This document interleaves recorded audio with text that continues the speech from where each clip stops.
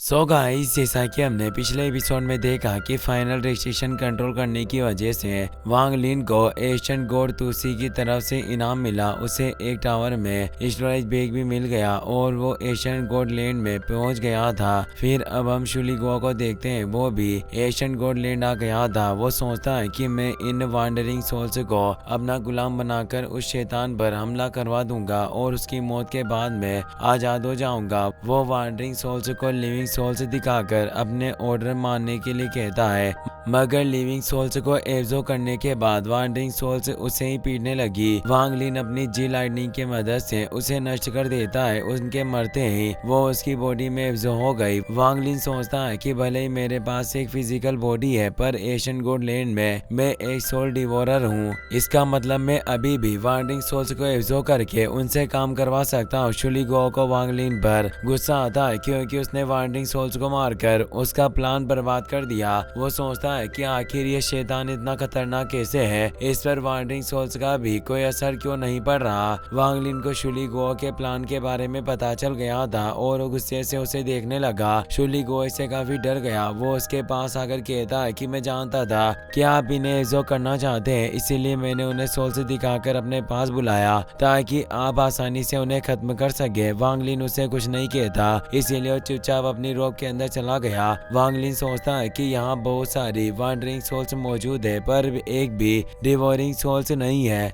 लेकिन अभी मुझे इन सब चीजों को भूलकर थर्ड लेवल को पार करने के बारे में सोचना होगा। वो वांडरिंग सोल्स को अपने पास बुलाकर तुम लोगों को जल्दी से उन कल्टिवेटर्स को पता लगाना होगा जो हाल ही में यहाँ आए हैं। बहुत सारी वांडरिंग सोल्स दुआनमू का पीछा कर रही थी। वो अपने जाइंट पाम की मदद से उन्हें रोकने की कोशिश करते हैं, पर उन्हें कोई फर्क नहीं पड़ता। दुआनमू कहते हैं कि अगर मैं मां लियांग के जाल में फंसाना होता तो मेरा कल्टिवेशन इतना कमजोर नहीं पड़ता। उसकी वजह से मैं इस मुसीबत में फंसा हूँ। अगर वो मेरे सामने आ गया तो मैं उसे जिंदा नहीं छोड़ूंगा। तभी एक वांडरिंग सोल्स उनके चेस्ट में अपना हाथ घुसा देती है और उनकी हालत खराब हो गई। वो अपने आप को संभाल नहीं पाए और तेजी से नीचे गिरने लगते हैं। वांडरिंग सोल्स भी उन पर हमला करने के लिए आती है, मगर वो वक्त रहते अपना ग्लेज्ड टावर एक्टिवेट कर देते हैं, जिस वजह से सोल्स उनके करीब नहीं पहुंच पाती। वो शांति से बैठकर अपने पावर रिकवर करने लगे। वो सोचते हैं कि मैंने कल टावर का इस्तेमाल कर लिया था, मुझे नहीं लगता कि आज मैं ज्यादा वक्त तक इसे यूज कर पाऊंगा। तभी वांग लिन वहां गया। वो अपनी आवाज बदलकर दुआनमू से विरासत मांगता है। दुआनमू पूछता है कि मुझे समझ नहीं आ रहा कि आप किस विरासत की बात कर रहे हैं। वांग लिन पूछता है कि अगर तुम्हारे पास कोई विरासत नहीं है तो आखिर तुम अंदर कैसे आ गए और अब यहाँ से बाहर कैसे निकलोगे। दुआनमू बताता है कि मैं पहले भी इस जगह पर आ चुका हूँ और मैंने यहाँ के नियम समझ लिए थे, जिसकी वजह से मैं यहाँ दोबारा आ सका। पर इन नियमों को हम सिर्फ लेवल के खत्म होने के बाद ही यूज कर सकते हैं। अगर आप मुझे यहाँ से जाने दें तो मैं आपको सारे नियम बता दूंगा। लेकिन वांग लिन उसकी बातों पर ध्यान नहीं देता और वांडरिंग सोल्स के हमले तेज करवा देता है। दुआनमू को इससे काफी गुस्सा आया। वो कहता है कि भले ही तुम मुझे मार डालो, पर मैं तुम्हें कुछ नहीं बताऊंगा। वांग लिन डिवोरिंग सोल्स में बदलकर अपनी किलिंग सोर्ड के एक अटैक में पावर को नष्ट कर देता है। उसे देखकर दुआनमू के होश उड़ गए। वो कहते हैं कि आखिर अकेला रहने पर तुम्हें ऐसी क्या चीज मिल गई जो तुम इतने अजीब और ताकतवर बन गए।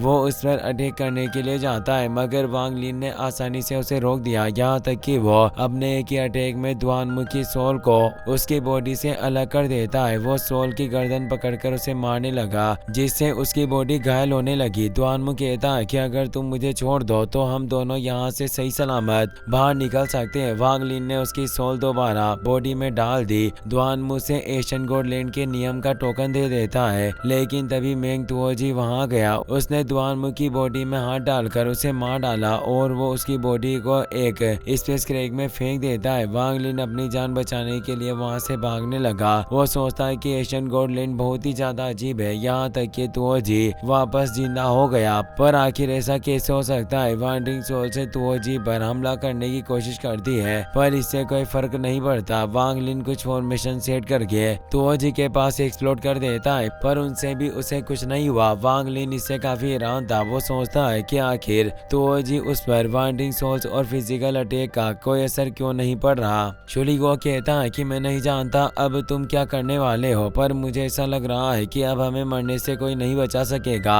उसे देखकर ऐसा लग रहा है कि वो अब एक इंसान नहीं रहा बल्कि डीमन बन चुका है। वांग लिन सोचता है कि तुओजी ने दुआनमू को तुरंत मार डाला। ऐसा लगता है कि थर्ड लेवल में हर कल्टिवेटर को एक दूसरे को मारकर आगे बढ़ना होगा, पर अफसोस अपने कल्टिवेशन लेवल के साथ में तुओजी का मुकाबला नहीं कर सकता। वो अपनी स्पीड बढ़ाकर तेजी से वहां से भागने लगा। ली किंग पपेट के साथ एशियन गोड लैंड में आगे बढ़ रहा था, पर अचानक वांडरिंग सोल्स ने उन पर हमला कर दिया। ली किंग वांडरिंग सोल्स का मुकाबला नहीं कर सकता था, इसलिए अपने मैजिक की मदद से सारी सोल्स को पपेट के पीछे लगा देता है। मगर जैसे ही वांडरिंग सोल्स से दूर गया, उसने पपेट को वापस अपने पास बुला लिया। वो कहता है कि मैंने 1000 साल लगाकर तुम्हें बोन पपेट में बदलकर कोई गलती नहीं की, आखिर मेरी मेहनत रंग लाई। तभी वांग लिन वहां गया। ली किंग को उस पर बहुत ही ज्यादा गुस्सा आ रहा था। वो कहता है कि तुम्हारी हिम्मत इतनी बढ़ गई कि हमें खतरे में डालने के बाद भी तुम मेरे सामने आ गए, पर अब मैं तुम्हें जिंदा नहीं छोड़ूंगा।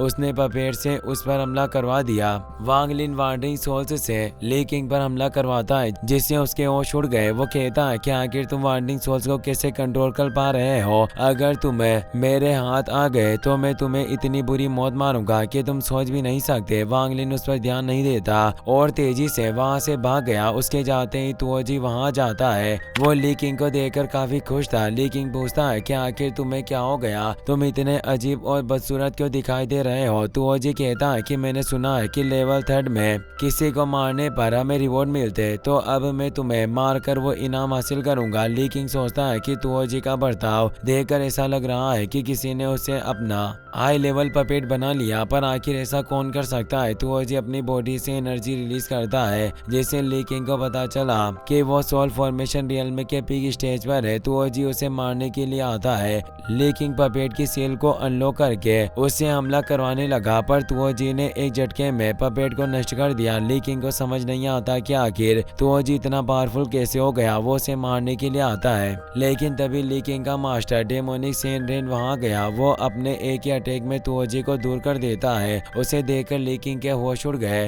वो कहता है कि 1000 साल बीत गए और आप अभी तक जिंदा है, मैं इससे बहुत ही ज्यादा खुश हूँ। तुओजी सेनरेन से कहता है कि क्या तुम मास्टर के खिलाफ जाने की कोशिश कर रहे हो? सेनरेन कहता है कि तुम एक चींटी हो जो अभी तक अपना कॉन्शियसनेस भी कंट्रोल नहीं कर सके, और तुम मुझे सिखा रहे हो कि मुझे क्या करना चाहिए। गुस्से में आकर तुओजी उस पर हमला करने लगा, मगर सेनरेन आसानी से उसके अटैक से बच गया। वो एक थप्पड़ मारकर उसे दूर कर देता है और कहता है कि तुमने मेरे स्टूडेंट को मारने की कोशिश की, अब मैं तुम्हें बहुत ही दर्दनाक मौत दूंगा। वो उसे एक स्पेस क्रैक में भेज देता है। वांग लिन 3rd लेवल प्रोटेक्स के पास पहुंच गया। वो दुआनमू के लिए हुए टोकन को एक्टिवेट कर लेता है, जिससे उसके अंदर एनर्जी एब्जॉर्ब होने लगी और उसकी मदद से वो वोटेक्स को ओपन कर देता है। लेकिन तभी वोटेक्स के सामने तुसी का इनर डेविल डेमन गॉड तुओसिन का प्रोजेक्शन आ गया। उसे पता चला कि वांग लिन एक डिवोरिंग सोल है, जिससे खुश होकर वो जोर जोर से हंसने लगा। वो ब्लड सी में कैद था, मगर वांग लिन के बारे में पता चलते ही अपने पपेट्स को आजाद कर देता है। वो कहता है कि तुम्हें डिवोरिंग सोल्स को ढूंढकर मेरे पास लाना होगा।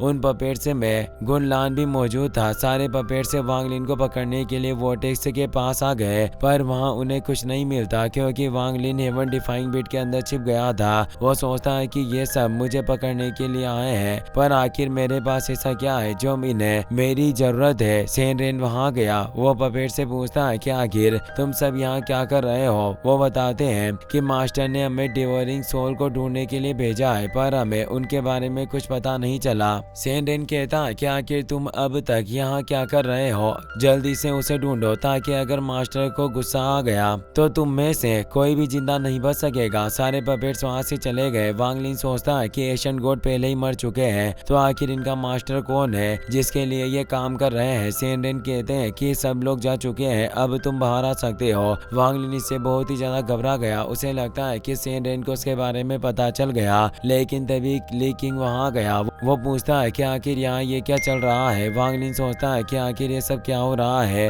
ली किंग का मास्टर अभी तक जिंदा कैसे है? सेनरेन ली किंग को बताता है कि हम सबको लगता था कि एशियन गॉड लैंड में बहुत सारे ट्रेजर्स होंगे, पर ऐसा कुछ नहीं है। यहाँ कोई ट्रेजर मौजूद नहीं है। ये शुरुआत से लेकर अंत तक लोगों को फंसाने का एक जाल था। मेरी मौत के बाद जब मैं दोबारा जिंदा हुआ तो मैं ब्लड सी में था और एक डीमन बन गया। उस वक्त मुझे एशियन गॉड लैंड की असलियत पता चली। बहुत वक्त पहले एशियन गॉड तुसी का इनर डेविल तुओ सेन तुसी की विरासत लेने की कोशिश कर रहा था, लेकिन तुसी ने अपनी पूरी पावर का इस्तेमाल करके उसे अपने ब्लड सी में सील कर दिया। तुओ सेन ने सील से आजाद होने के लिए झूठी खबर फैलाई कि एशियन गॉड लैंड में बहुत सारे ट्रेजर्स मौजूद है। इस खबर की वजह से सारे कल्टिवेटर्स गॉड लैंड में आए और जितने भी कल्टिवेटर्स गॉड लैंड में मारे गए वो सब ब्लड सी की मदद से दोबारा जिंदा होकर तुओ सेन के गुलाम बन जाते हैं। वो ये सब करके अपनी सील को अनलॉक करना चाहता है ताकि वो आजाद हो सके और उसकी जगह कोई दूसरा सील हो जाए। मैं तुम्हें वहां से बाहर भेजना चाहता हूँ, पर तुओ सेन ने गॉड लैंड को पूरी तरह से बंद कर दिया। तुम्हें फिक्र करने की जरूरत नहीं, भले ही मुझे अपनी जान क्यों ना देनी पड़े, पर मैं तुम्हें कुछ नहीं होने दूंगा। लेकिन इससे खुश हो गया सेन रे ने अपनी ब्लड फॉर्मेशन की मदद से वोटेक्स ओपन कर दिया, लेकिन को लेकर उसके अंदर चला गया। मौके का फायदा उठाकर वांग लिन भी वोटेक्स के अंदर चला जाता है। इसी के साथ ये एपिसोड यहीं पर खत्म हो जाता है।